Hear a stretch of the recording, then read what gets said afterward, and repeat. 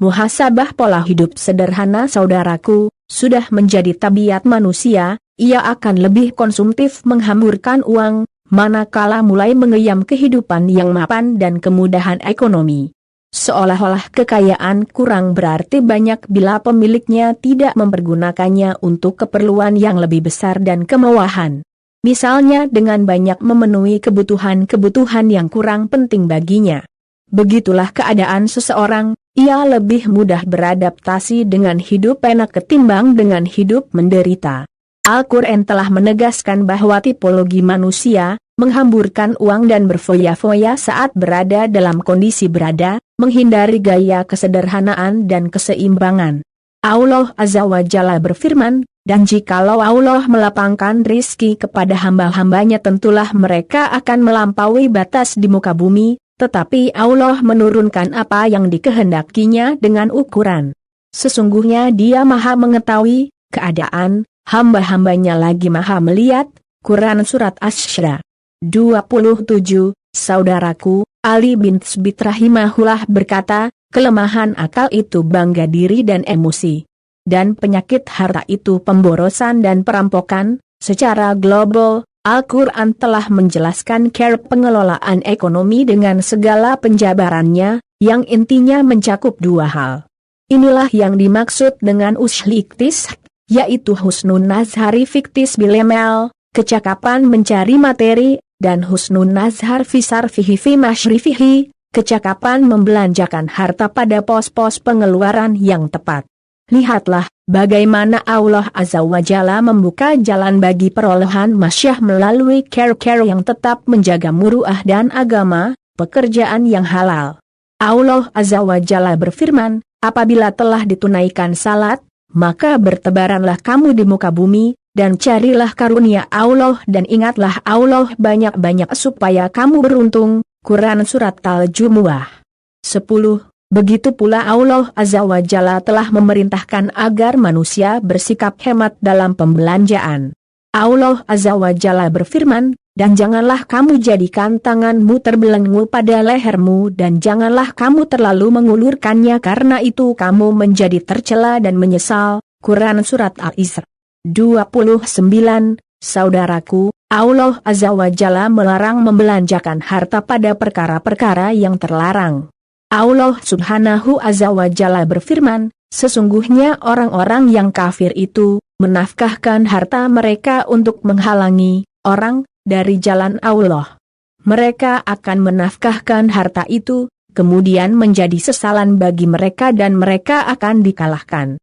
Dan ke dalam neraka jahanamlah orang-orang yang kafir itu dikumpulkan. Quran Surat Al-Anfal 36. Saudaraku, agar tercipta mentalitas yang baik berhubungan dengan gaya hidup itu, Allah Azza wa Jalla memerintahkan manusia agar dalam pemenuhan kebutuhannya dilakoni secara bersahaja, tengah-tengah, dan tidak boros dalam pengeluaran.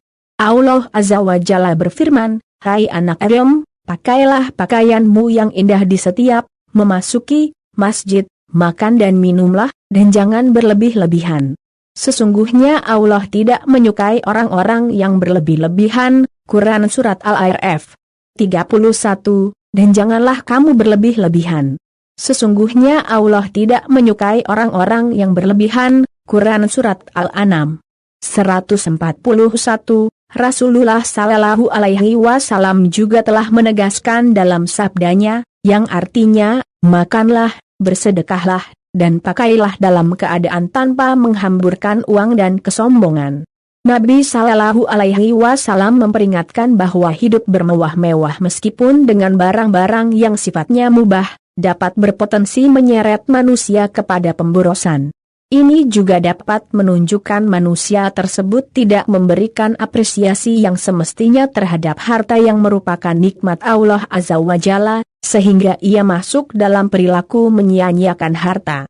Rasulullah Sallallahu Alaihi Wasallam bersabda, yang artinya, jauhilah gaya hidup bermewahan. Sesungguhnya hamba-hamba Allah itu bukan orang-orang yang bermewah-mewahan. As-Sahah 353. Secara khusus, sifat ini juga menjadi kriteria menonjol pada diri Ibnu Rahm, yakni para hamba Allah Azza wa Jalla yang sebenarnya. Allah Azza wa Jalla berfirman tentang mereka, dan orang-orang yang apabila membelanjakan harta, mereka tidak berlebih-lebihan, dan tidak pula kikir, dan adalah pembelanjaan itu di tengah-tengah antara yang demikian. Quran Surat Al-Furqan 67. Mereka tidak menghambur-hamburkan uang dengan belanja di luar kebutuhannya. Juga bukan orang-orang yang bakhil kepada keluarganya, sehingga kebutuhan bagi keluarganya pun terpenuhi dan tidak kekurangan. Mereka membelanjakan hartanya secara adil. Dan sebaik-baik urusan adalah yang tengah-tengah, tidak berlebihan ataupun tidak kikir. Tafsir Qurnil Azm. Saudaraku, larangan kepada manusia agar tidak melakukan pemborosan dan penghamburan atas uang dan harta yang dimilikinya, pasti mengandung manfaat. Dan manusia pun sebenarnya sanggup mengetahui hikmah di balik larangan tersebut. Di antara hikmahnya, ialah untuk menjaga kekayaan itu sendiri. Bahwa pada hari kiamat kelak, sumber pendapat harta itu dipertanyakan, dan demikian pula dengan pembelanjaannya. Pembelanjaan harta atau uang pada perkara tidak dibutuhkan, sungguh sangat bertentangan dengan salah satu tujuan syariat Islam, yaitu hifzul mal, menjaga harta benda. Dalam hal ini, Allah Azza wa Jalla tidak menyukai orang-orang yang berbuat kerusakan, apalagi jika harta itu dimanfaatkan untuk perbuatan maksiat. Sahabat mulia, yakni Abdullah bin Mas'ud radhiyallahu anhu telah mendefinisikan makna mubaziran, orang-orang yang melakukan pemborosan. Beliau radhiyallahu anhu menjelaskan, mubazir ialah orang-orang yang membelanjakan uang pada perkara-perkara yang tidak dibenarkan. Syar'u Sahil Adabil Mufrad, maka cukuplah untuk menjadi bahan perenungan bahwa Allah Azza wa Jalla membenci saraf, pemborosan. Uslaman Hajil Islami, HLM 530. Saudaraku, di sisi lain, uang diperlukan setiap orang untuk memenuhi hajat hidupnya. Dengan uang, seseorang dapat lebih mudah memenuhi kebutuhan hidupnya. Begitu pula dengan harta, selain sebagai penopang hidup, juga berfungsi sebagai pemelihara murah, kehormatan, kewibawaan, seseorang di tengah komunitas sosialnya. Ibnu Hibban rahimahullah mengatakan, termasuk hal terpenting untuk membantu seseorang menegakkan kehormatan dirinya ialah harta yang baik. Dengan modal uang di genggaman, seseorang sudah bisa menjaga agama, kehormatan dan kemuliaan dirinya. Ia tidak perlu menghinakan wajahnya dengan perbuatan yang dapat menghinakannya. Semisal mengemis, meminta-minta, atau bahkan tidak menutup kemungkinan mencuri maupun korupsi, dan perbuatan lain yang tidak dibenarkan syariat. Karena semua perbuatan itu sangat jelas dilarang agama. Bahkan, dengan uang di tangan, seseorang tidak perlu gali lubang dengan berhutang. Meskipun berhutang termasuk muamalah yang jaiz, boleh, akan tetapi sedikit atau banyak akan membekaskan tekanan tersendiri. Hidup berjalan ibarat roda. Kadang berada di atas menangguk berbagai kenikmatan. Namun siapa sangka, tiba-tiba berada di bawah, hidup penuh dengan kesulitan. Sehingga tidak ada pihak lain yang bersalah kecuali dirinya sendiri. Kenyataan pahit lagi menghinakan ini bisa saja melanda perekonomian rumah tangga seseorang yang mungkin sebelumnya berlimpah harta. Kemudian, lantaran kesalahan dalam mengatur keuangan atau karena income masih pas-pasan, sehingga mengakibatkan dirinya masuk dalam kubangan krisis moneter yang tidak mengetahui waktu berakhirnya. Oleh karena itu, syariat Islam memberi peringatan bahaya AS saraf, pemborosan, maupun berlebihan dalam pembelanjaan.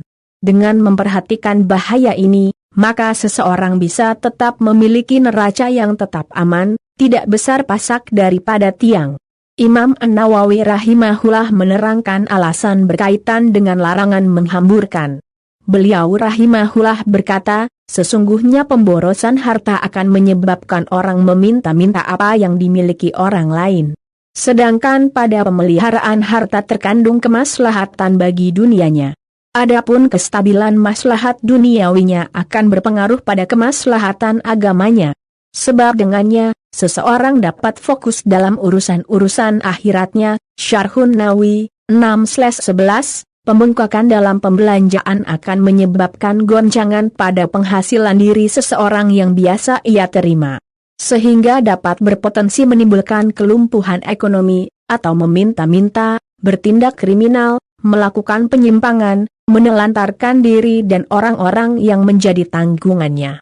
Begitu pula jika sebuah negara menempuh kebijakan ini, akan mengakibatkan anggarannya membengkak dan tidak memiliki kekuatan untuk menangani urusan-urusan yang menjadi beban pemerintahan negara tersebut. Ushal Manhajil Islami, 530. Demikian keberadaan negara-negara yang menjalankan roda pemerintahan dengan kemewahan, pada akhirnya akan menapaki jalan keruntuhannya, tidak mampu bertahan menghadapi kondisi yang serba sulit. Ushal Manhajil Islami, 530. Saudaraku, adapun ditinjau dari aspek manfaat, perintah untuk tidak bergaya hidup berfoya-foya, memiliki pengaruh positif yang kembali kepada diri orang tersebut.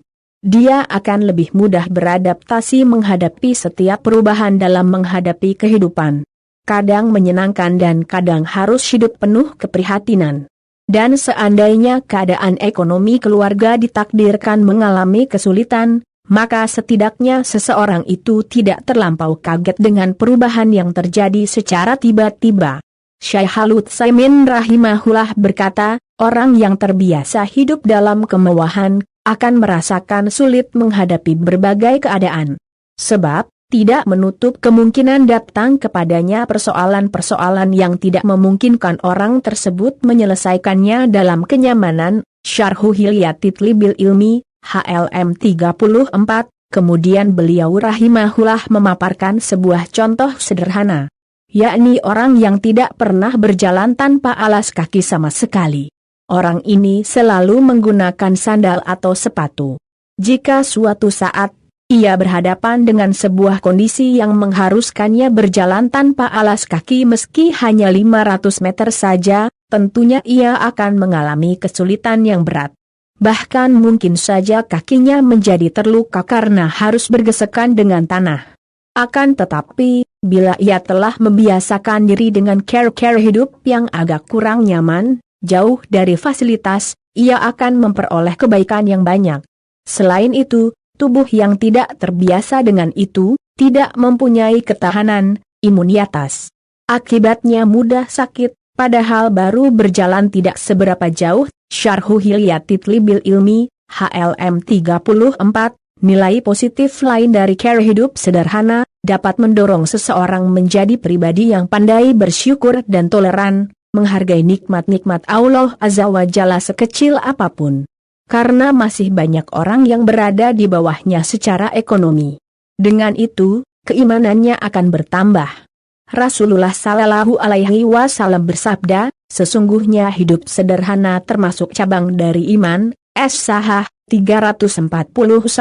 Saudaraku, al-itil atau wasat, memilih sikap tengah-tengah, merupakan spirit umum dalam Islam.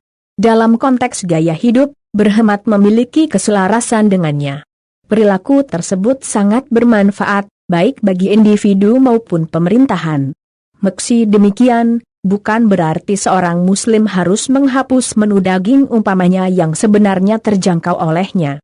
Atau kemudian hanya membeli dan mengenakan baju-baju tambalan dan berpenampilan kumuh atau kotor. Akan tetapi, seperti diungkap oleh Imam Ibnu Katsir, janganlah engkau bakhil lagi kikir, sehingga tidak memberi kepada siapapun. Dan jangan berlebihan dalam menggunakan uang, sehingga mengakibatkan pembelanjaannya di luar kemampuannya dan melebihi pendapatan yang diperolehnya. Tafsirul Qurnil Azm, 5/70, karena dua hal ini menjadi sumber celaan. Syekh H.S. Sadi berkata, inilah keseimbangan dalam pengaturan uang, berada di antara sudut sifat bakhil dan pemborosan. Dengan begitu, urusan menjadi stabil dan sempurna. Sedangkan di luar ini, hanya berakibat dosa dan malapetaka, menunjukkan kekurangan akal dan kondisinya. Bahjatul Akhir, 202, oleh sebab itu, menilik manfaat yang begitu besar, anak-anak pun pantas untuk dilatih menjalani hidup dengan hemat dan bersahaja. Semoga Allah Azza wa Jalla mengaruniakan bidayahnya kepada kita, sehingga kita tetap istiqamah, senantiasa qanaah, hidup sederhana dan tidak bakhil untuk meraih ridanya. Amin ya Rabb. Jangan lupa klik like dan share dan subscribe. Wallahu alam bishawab. ولا يطيب النهار إلا بخدمة عبادك ولا تطيب الدنيا إلا